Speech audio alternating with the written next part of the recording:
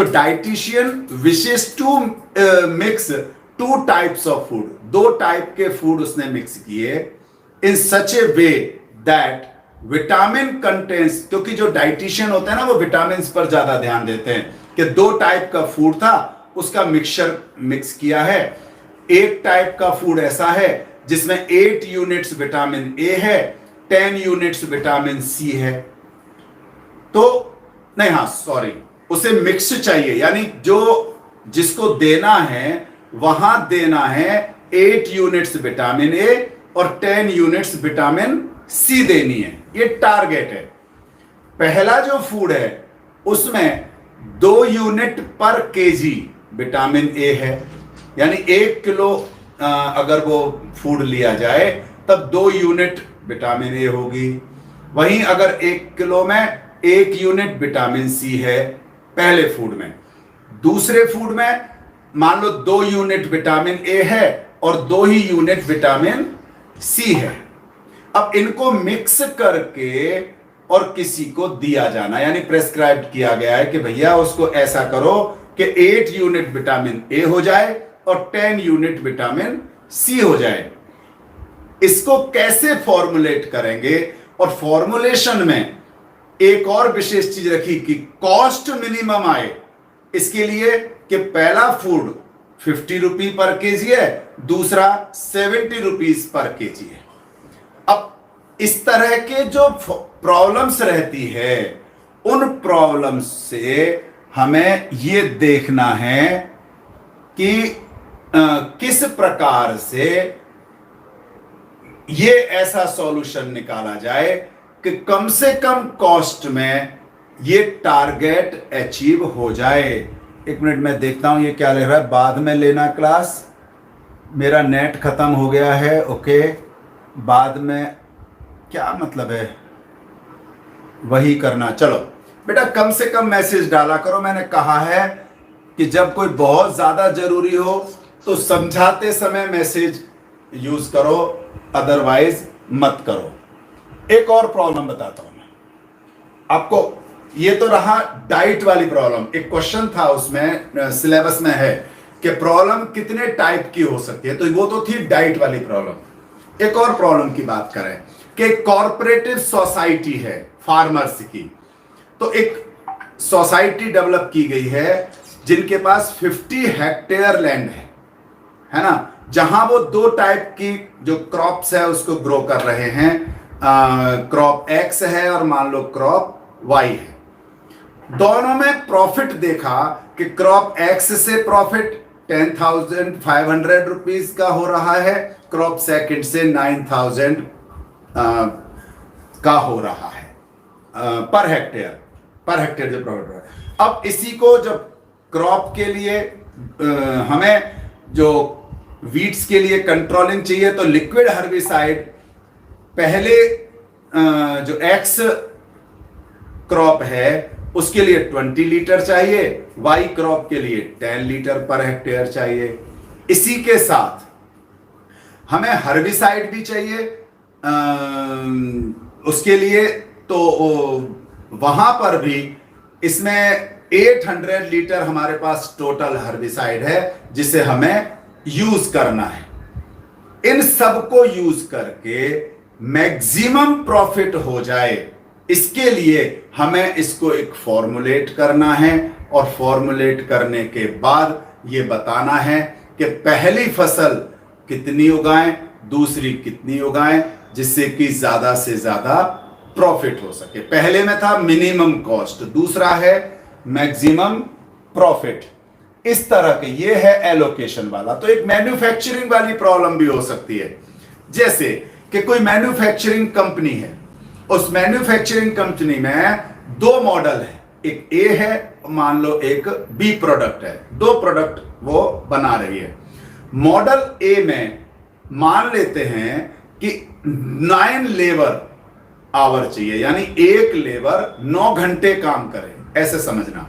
या ऐसे समझ सकते हो कि जो काम उस प्रोडक्ट पर हो रहा है वो लेबर को 9 घंटे चाहिए ही, किसके लिए, फैब्रिकेटिंग के लिए, और 1 घंटे चाहिए लेबर को फिनिशिंग के लिए। ईच पीस जो सेकंड वाला है उसके लिए 12 लेबर आवर चाहिए फैब्रिकेशन के लिए और 3 लेबर आवर चाहिए फिनिशिंग के लिए। अब हमारे पास जो टोटल लेबर आवर है वो है, मान लो 180 आवर्स तो है फैब्रिकेटिंग के लिए, 30 लेबर है हमारे पास फिनिशिंग के लिए। आपको पता होगा स्किल्ड वाले जो लेबर होती हैं वो अलग अलग अपने अपने स्किल वाले होते हैं, वो वही काम ज्यादा अच्छा करते हैं। अब कंपनी को मैक्सिमम प्रॉफिट हो, इसके लिए क्या ऐसी स्ट्रेटेजी अपनाई जाए कि मॉडल ए को अगर वो सेल करती है तो 8000 मिलते हैं और मॉडल बी के लिए उसे 12000 मिल रहे हैं। तो वो क्या ऐसा फॉर्मुलेशन पर किया जाए कि उसे मैक्सिमम प्रॉफिट हो जाए। अब इसमें एक और अंतर आ जाता है, मैक्सिमम प्रॉफिट पर वीक हो, पर मंथ हो। अब मोटे तौर पर अगर हम ध्यान से समझें तो इस तरह की जो प्रॉब्लम्स हैं, इसे ध्यान से समझ लेना बेटा जो मैं अब बोलने वाला हूं। ऐसी कई प्रॉब्लम है, कहीं ट्रांसपोर्टेशन प्रॉब्लम हो सकती है। तो इन सारी प्रॉब्लम्स को या ऐसे एप्लीकेशंस को, या अब एक नया शब्द जो आपके कोर्स में चल रहा है केस स्टडी को, है ना, केस स्टडी के हिसाब से इन क्वेश्चनों को सॉल्व करना और सॉल्व करके एक्चुअल में क्या होना चाहिए उसके लिए आपको पहले इनइक्वलिटीज में कन्वर्ट करनी पड़ेंगी। इन सारे को इनइक्वलिटी में कन्वर्ट करके तब सॉल्व कर पाओगे। पर यह खुशी की बात है कि इतनी जो सारी बातें हैं जो मैंने अभी तक बताई हैं, आपको 3 एग्जाम्पल पढ़े हैं, तो आपको फॉर्मुलेशन अब कोर्स में नहीं है, इस साल सीबीएसई के कोर्स में नहीं है। तो सीबीएसई के कोर्स में क्या है वो मैं एक बार लिख देता हूं जिससे आपको डर नहीं लगे। सीबीएसई के में आपको अब सीधा सीधा दे रखा है सारा कुछ कि आपको ऑटोमेटिकली क्वेश्चन ही फॉर्मुलेट करके दे रखा है। जैसे मान लो आपको दे दिया max Z equal to 250x plus 70y,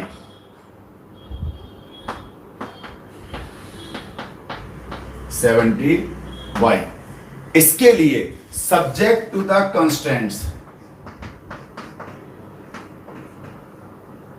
constants,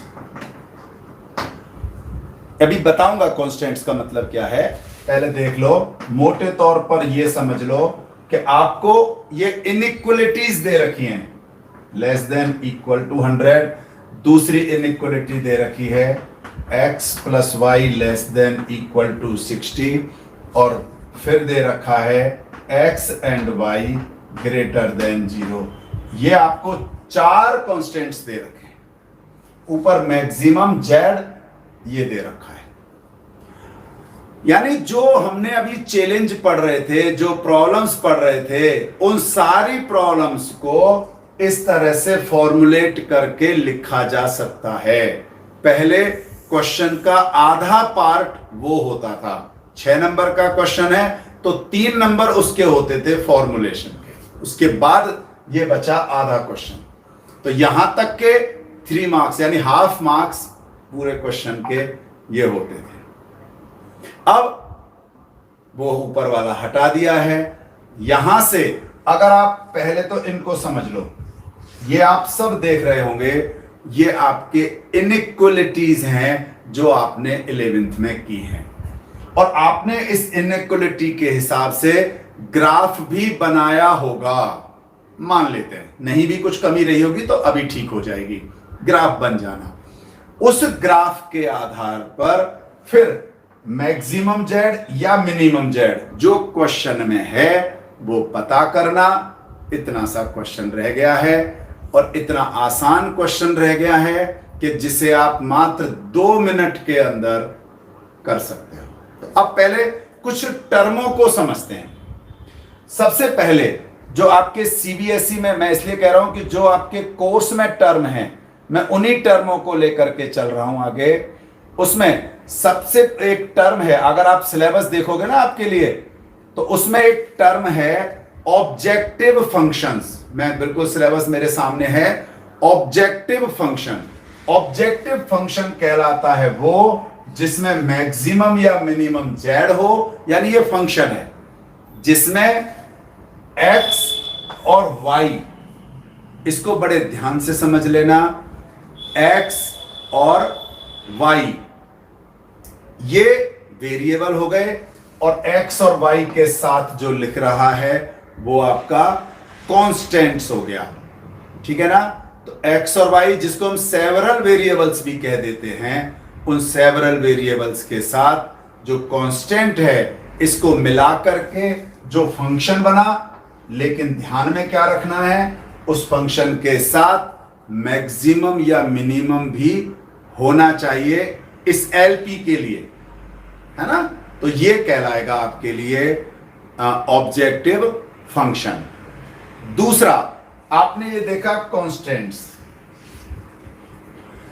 constants इस ऑब्जेक्टिव फंक्शन के लिए जो आपको प्रॉब्लम्स मैंने पढ़ी थी, जैसे 3 प्रॉब्लम्स पढ़ी थी, उन प्रॉब्लम्स का मैथमेटिकली फॉर्मुलेशन, मैथमेटिकली फॉर्मुलेशन मतलब मान लो कहीं दे रखा है कि मान लो पहले में 5 यूनिट है, दूसरे में 1 यूनिट है और ये 100 से कम होना चाहिए या 100 के इक्वल होना चाहिए, ऐसे एक लैंग्वेज लिखी हुई है। जैसे हर्बिसाइड वाले में लैंग्वेज थी कि भाई नॉट मोर देन 300 लीटर, इसका मतलब दोनों के हर्बिसाइड्स को लिख करके लेस देन और इक्वल टू 100, क्योंकि इनकी वैल्यू 100 के इक्वल होगी या 100 से कम होगी। क्रॉप के लिए लैंड थी, उसमें भी था कि टोटल 50 हेक्टेयर लैंड है। अब अगर एक में एक्स लग रहा है, एक्स हेक्टेयर है, दूसरे में वाई हेक्टेयर, एक फसल हम एक्स हेक्टेयर में लगा रहे हैं, दूसरी फसल वाई हेक्टेयर जमीन में लगा रहे हैं, तो इन दोनों को मिला करके 50 हेक्टेयर के या तो इक्वल होगी या उससे कम होगी, उससे ज्यादा नहीं हो सकती, क्योंकि जो टोटल हमारे पास है लैंड वो केवल 50 हेक्टेयर है। कम क्यों हो सकती है? हो सकता है हमने अपनी लैंड के चारों तरफ बाउंड्री बना दी बिल्कुल भी पूरी तरह, जिससे कि हमारी सेफ रहे, तो थोड़ी सी कम हो गई, है ना। लेकिन इक्वल हो सकती है या कम हो सकती है, ज्यादा नहीं हो सकती, ऐसा दूसरी इनइक्वलिटी बन गई। और जो लैंड हो, प्रोडक्ट हो, फूड हो, कोई भी हो, वो हमेशा पॉजिटिव होगा, कोई ना कोई उसकी नंबर होगा, कभी भी नेगेटिव नहीं हो सकता। इसलिए जो 2 प्रोडक्ट हैं या जो भी 2 हैं अपने आप में, वे 2 हो या 3 हो, वो सब पॉजिटिव होंगे।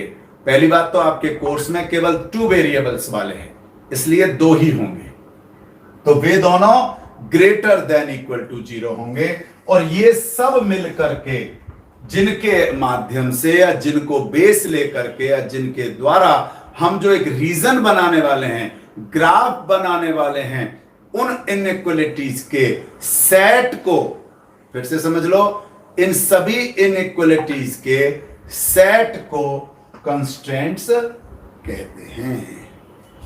यहां तक। इसके बाद कुछ शब्द और भी इसमें दे रखे हैं, और एक शब्द है ऑप्टिमाइजेशन प्रॉब्लम्स, है ना। ऑप्टिमाइजेशन, जिसके ऐसी प्रॉब्लम जिसके द्वारा हम मैक्सिमम या मिनिमम फंक्शन के द्वारा सॉल्यूशन निकाल सकें, वो प्रॉब्लम, फिर से कह रहा हूं, ऐसी प्रॉब्लम जिसके द्वारा हम या तो मैक्सिमम या मिनिमम सॉल्यूशन निकाल सकें, है ना, तो वह प्रॉब्लम ऑप्टिमाइजेशन प्रॉब्लम कहलाती है। इसके बाद और भी शब्द हैं, जैसे इसमें वो हट गया, हाँ आ गया। एक है फिजिबल रीजन, एक है इनफिजिबल रीजन। फिजिबल रीजन, आप लोगों ने ग्राफ बनाया होगा 11th में, कोई लाइन ऐसे जा रही है तो कोई लाइन ऐसे आ रही है। अब अगर उसका कॉमन शेडेड रीजन ये है, या एक और ग्राफ बता देता हूं मैं, एक लाइन ऐसे है, दूसरी लाइन ऐसे है, और कॉमन शेडेड रीजन ये वाला है ना, ये है। ये भी फिजिबल रीजन है। लेकिन अगर मैं तीसरा बनाता हूं, ये इधर है और इसका उधर है। अब आप अगर ध्यान से देखो तो क्या पहले वाले में तो ये ओरिजिन की तरफ आ रहा है, दूसरे में डायरेक्शन अपर साइड में है, पहले क्वाड्रेंट में कोई कॉमन शेडेड रीजन नहीं है। इसमें कॉमन शेडेड रीजन है, यहां भी कॉमन शेडेड रीजन है। तो ये दो तो कहलाए फिजिबल रीजन, और जहां कोई कॉमन शेडेड रीजन नहीं होगा वो कहलाएगा इनफिजिबल रीजन। क्लियर हो गया होगा। और एक और चीज जो इन ग्राफों से समझ सकते हो, यहां इसमें चारों तरफ से बाउंड्री है, आप ऐसे समझ लो, तो ये कहलाया बाउंडेड रीजन। यहां बाउंड्री नहीं है, खुला हुआ है, पता नहीं कहां तक जाएगा, ये कहलाया अनबाउंडेड फिजिबल रीजन। यहां तक किसी भी बच्चे को कुछ भी पूछना हो तो आप पूछ सकते हो। जी बेटा, अब आपके हाथ में है, पाले बोलो। सर सेट क्या डिनोट कर रहा है? सेट कहां लिखा है? मैंने सेट तो कहीं भी नहीं लिखा सर। जेड जो प्रॉब्लम थी ना, जैसे मैंने पहली प्रॉब्लम बताई थी उसमें था मिनिमम कॉस्ट, तो यहां जेड के आगे आ जाता मिनिमम जेड फंक्शन आ जाता है ना। दूसरे में था मान लो मैक्सिमम प्रॉफिट, तो वहां आ जाता मैक्सिमम जेड इक्वल टू। तो ये फंक्शन मिनिमम या मैक्सिमम जो उसका मेन सॉल्यूशन है उसको इंडिकेट करता है। जी बेटा, और बोलो। अनबाउंडेड फिजिबल रीजन बता दीजिए दोबारा। अनबाउंडेड बहुत आसान है। अब जैसे ये दो बन रहे हैं, पहले वाले में अगर मैं बात करूं तो चारों तरफ से बाउंड्री है या नहीं, इसमें ये बताओ, यस या नो? Yes sir. तो ये बाउंडेड फिजिबल रीजन हो गया। इसमें या ऐसे समझ लो, हमारे पास एक लाइन ऐसे है और एक लाइन ऐसे है, और हमारे पास इसमें भी ऊपर की साइड है, ये ऊपर की साइड है। तो आप बताओ इसमें इधर ही रहा, ये कहां होगी इसकी बाउंड्री? नहीं है ना, तो इसलिए क्या कहलाया फिर? ये अनबाउंडेड रीजन कहलाया। बोलो। इसी के आधार पर फिजिबल सॉल्यूशन होता है जो आपके कोर्स में है। तो फिजिबल सॉल्यूशन ध्यान से समझ लेना जो मैं कह रहा हूं। अब मैं फिजिबल सॉल्यूशन का मतलब है जब आपके पास ये बाउंड्री आ गई तो बीच में जो रहा ये सारा आपका सॉल्यूशन है। आपको ये मान के चलो ये सारा फिजिबल सॉल्यूशन है, ठीक है ना। इसके इधर आप देखेंगे ये सारा फिजिबल सॉल्यूशन है सारा। लेकिन अब यहां मैंने लेकिन शब्द जोड़ा है, वो आपको समझना है। अगर हम, ये तो रहा ग्राफ के हिसाब से, लेकिन अगर मान लो मुझे ये दे दिया, इसके हिसाब से सॉल्यूशन निकालना होगा, तो वहां पर मैं आ जाऊंगा कॉर्नर पॉइंट मेथड से। ये सॉल्यूशन तो हुआ केवल सब्जेक्ट टू कांस्टेंट्स का। अगर मेरे पास एलपीपी यानी लीनियर प्रोग्रामिंग प्रॉब्लम के सॉल्यूशन की बात करूंगा, तब मुझे मैक्सिमम या मिनिमम जेड वाली इस फंक्शन की जरूरत पड़ेगी, और इसके लिए मुझे इनके कॉर्नर की जरूरत पड़ेगी। इसमें कितने कॉर्नर दिखाई दे रहे हैं? 4 कॉर्नर। ध्यान करना, ये भी एक कॉर्नर है, इसे मत भूल जाना। यहां कितने कॉर्नर दिखाई दे रहे हैं? अनबाउंडेड है तो क्या हुआ? कॉर्नर तो हैं सर, 2 दिख रहे हैं। 2 ही कॉर्नर हैं, तीसरा है ही नहीं। 1 कॉर्नर 2 कॉर्नर। एक और बनाता हूं मैं, इसको मिटा करके एक और बनाता हूं आपको, जो आपके कोर्स में भी है।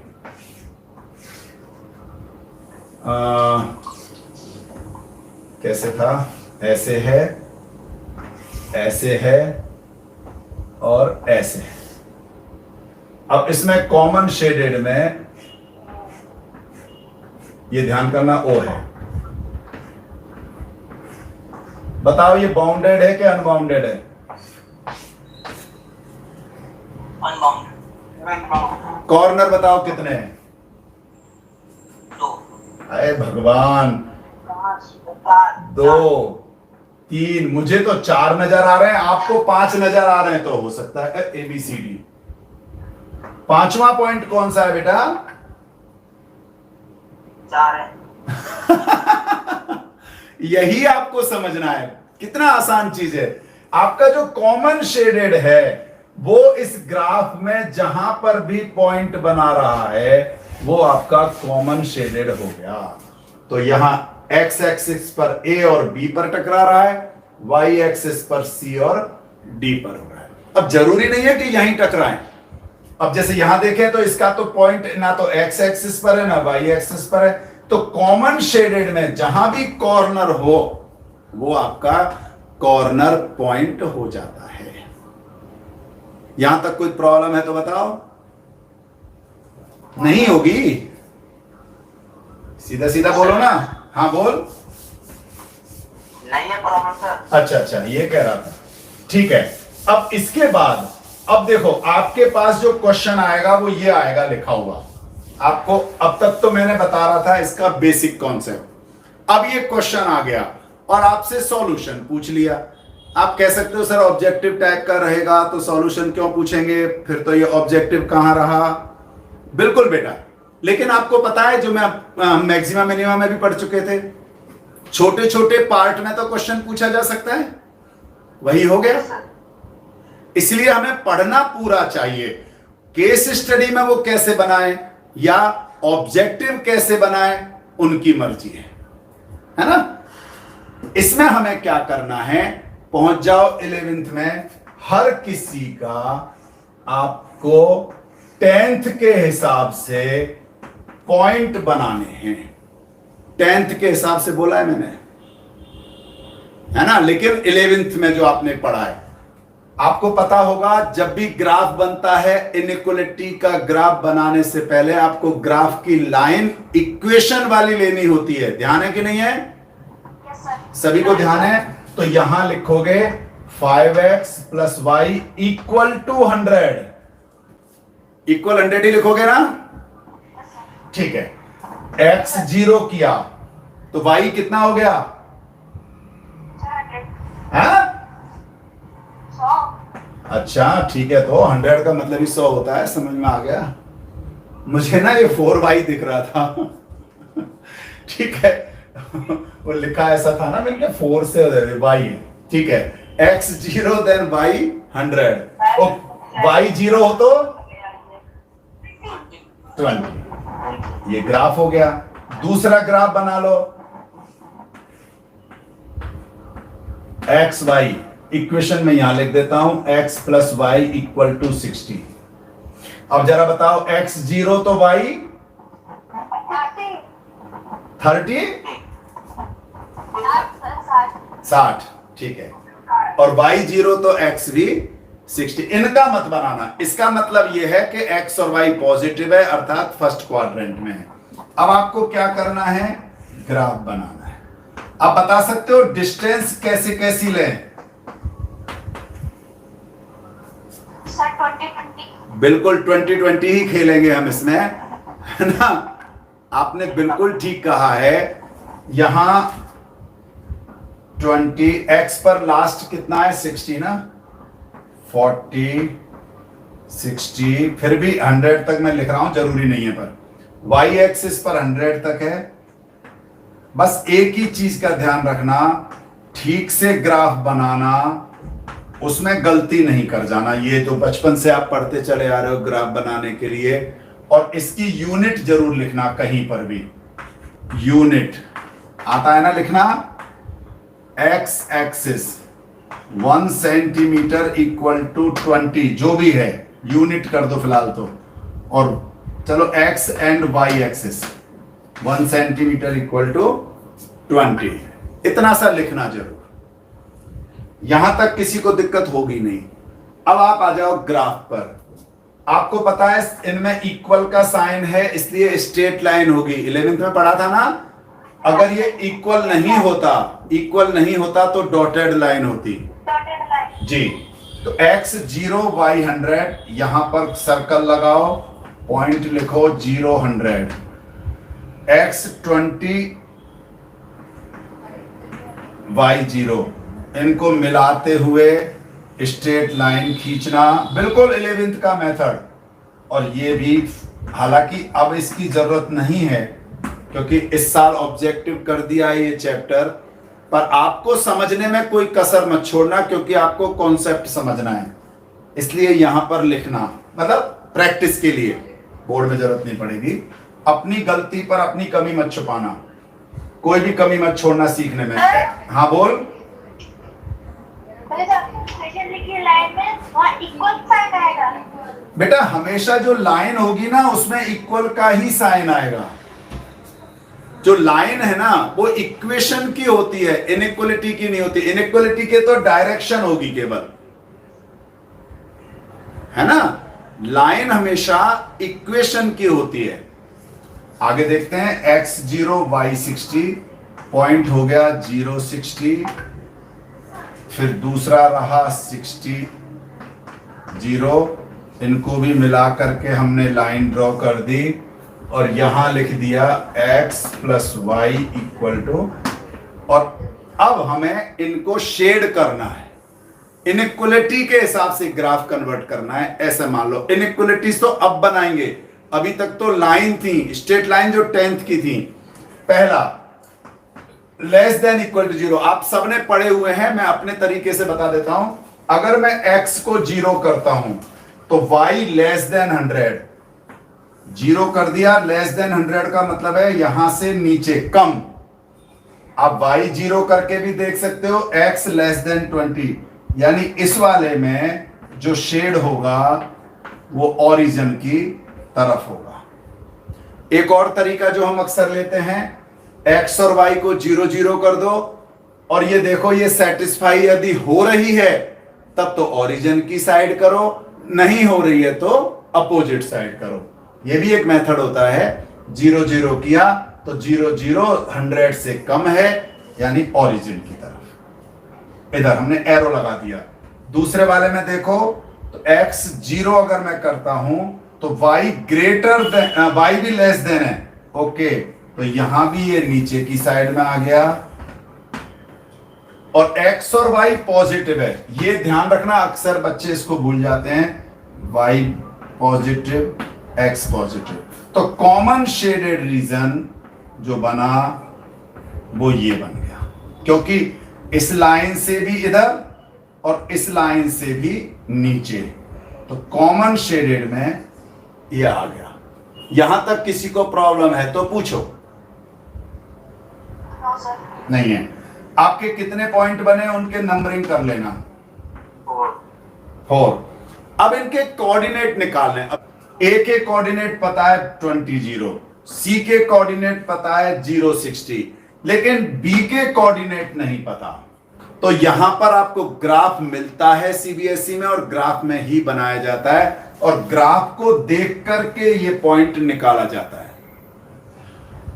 लेकिन जो थोड़ी सी समझदारी करते हैं वो क्या करते हैं, वो करते हैं कि पहले और दूसरे इक्वेशन को 10th के हिसाब से सॉल्व कर लेते हैं और 10th के हिसाब से सॉल्व करके इंटरसेक्टिंग पॉइंट निकाल लेते हैं, लेकिन वो पॉइंट रफ साइड में होता है।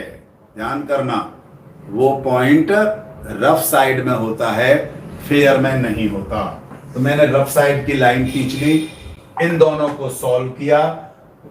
अब दोनों को सॉल्व करने के लिए y की वैल्यू यहां रख दूं तो 5x plus 60 minus x equal to 100, मेरा आ गया 4x इक्वल टू 40, तो x इक्वल टू 10 और y इक्वल टू जब x 10 रखेंगे तो आ गया 50। क्या कहना है, मैंने ठीक निकाला है क्या?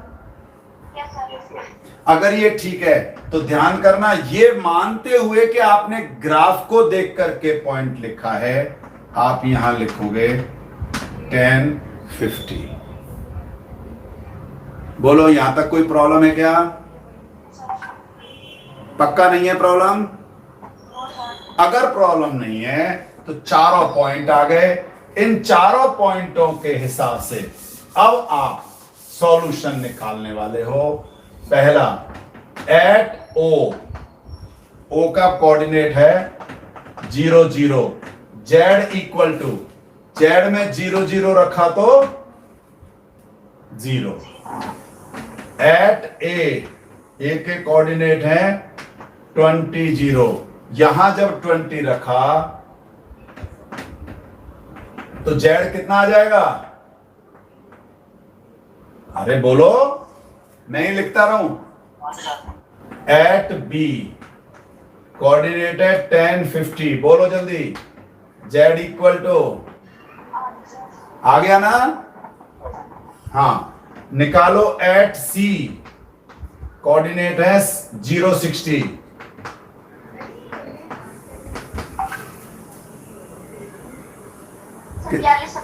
हाँ भैया, 6000 कैसे आ रहा है मुझे नहीं समझ में आ रहा। सर 6000 होगा कहाँ? सर बी के। अच्छा 6 होगा, 8500 होगा फिर 500 बोला। 500 क्यों बोला? सर 70 है और 50 है तो 7 5 35। अच्छा, आधे आधे करके बता रहे हो, ठीक है ठीक है। टोटल देखा प्रगति का, बिल्कुल ठीक है। 6000 लिखा था और जो 8000 बोल रहे थे वो ध्यान करो बेटा, 6000। इस तरह से चारों को करने के बाद आप ये देखो फंक्शन में क्या पूछा था, मैक्सिमम या मिनिमम? मैक्सिमम। मैक्सिमम। तो आप लिखोगे एट, मैक्सिमम कौन से पॉइंट पर आ रहा है? बी पर। एट, या इसमें ऐसे भी लिख सकते हो, for max Z x equal to 10 unit and y equal to 50 unit. और मैक्सिमम वैल्यू इज, बिल्कुल लिख सकते हो। अगर पूछा है तो जो क्वेश्चन में पूछ लें वो हो जाएगी 6000 यूनिट। बोलो यहां तक किसी को कोई ऐसी चीज लगी हो कि हाँ जी ये तो बड़ी कठिन है, या ये समझ में नहीं आया, या यहां पर कुछ और है? केवल इतना सा ही एक क्वेश्चन है बेटा, और कुछ भी नहीं है। बोलो, कुछ ऐसा लग रहा है क्या इसमें कुछ? क्लियर है सर? बिल्कुल क्लियर है सर। Good, very good. आप लोग इसी में थोड़ा सा इसकी और प्रैक्टिस करना, जितनी प्रैक्टिस हो सके आप रखो।